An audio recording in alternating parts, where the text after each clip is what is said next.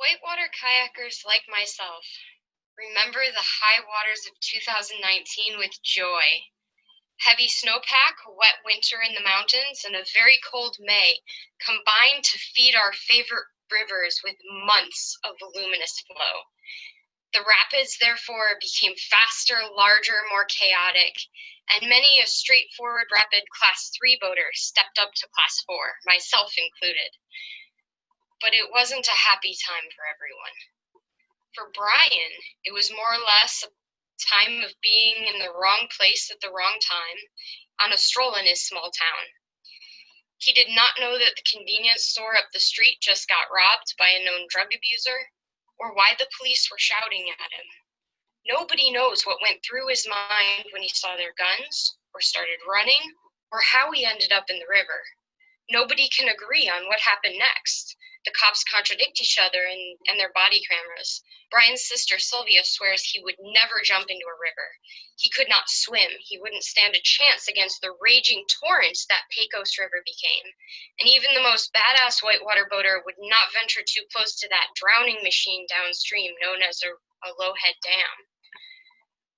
The next thing everyone does agree on is that the two cops saw Brian floating face down under a bridge and disappeared.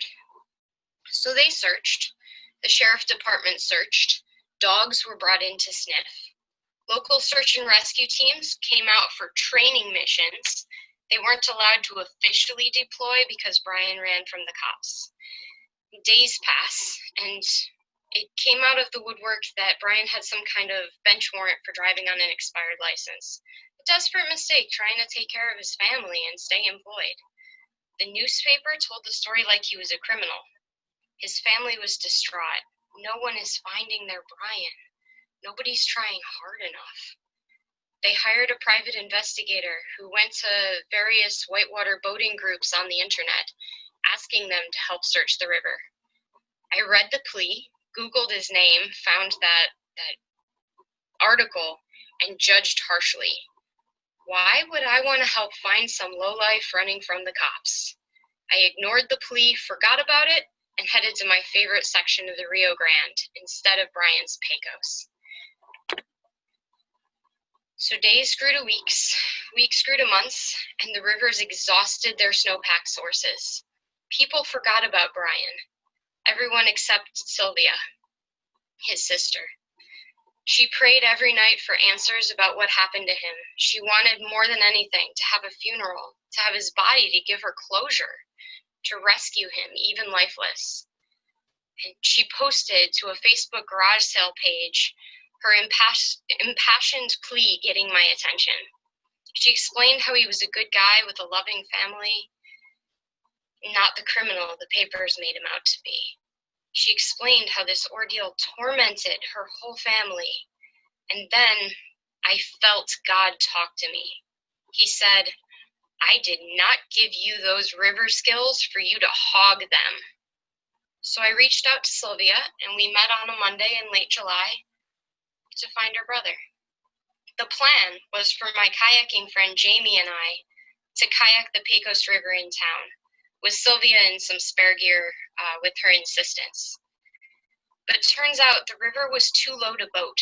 So the four of us, myself, Jamie, Sylvia, and her son, decided to retrace Brian's route on foot, wading in the water and deconstructing strainers, which are a collection of logs sifting the river water where a body could get stuck. Sylvia insisted on coming with us. She told me she was so ready to find him that it would not be traumatic for her because she had waited too long for this. We agreed, but try as we did to stay ahead of her, she wasn't as thorough with the strainer debris and got ahead of us.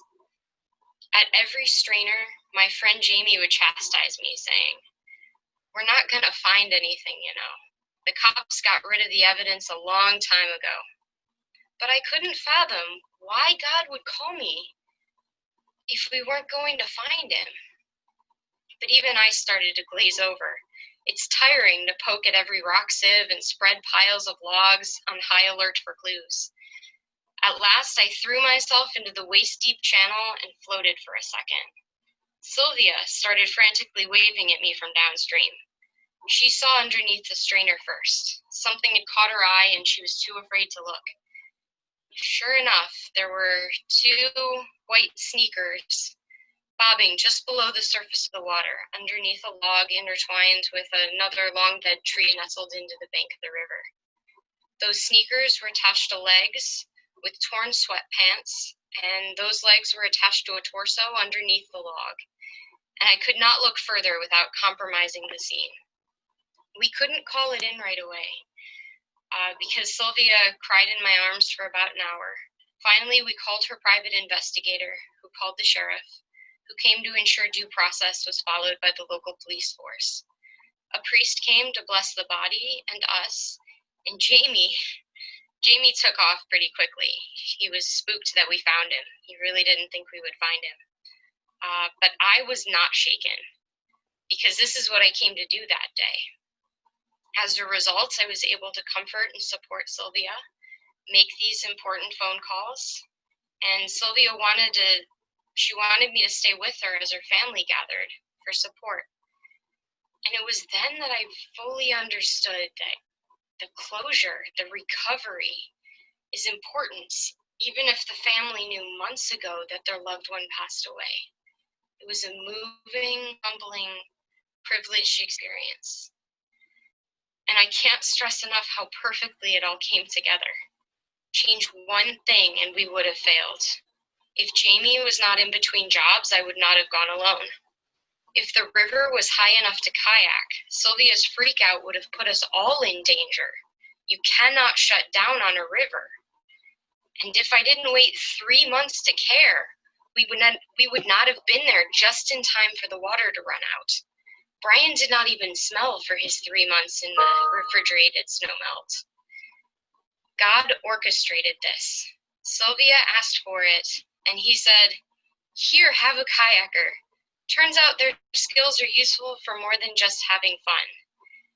And you know, everyone deserves to be found.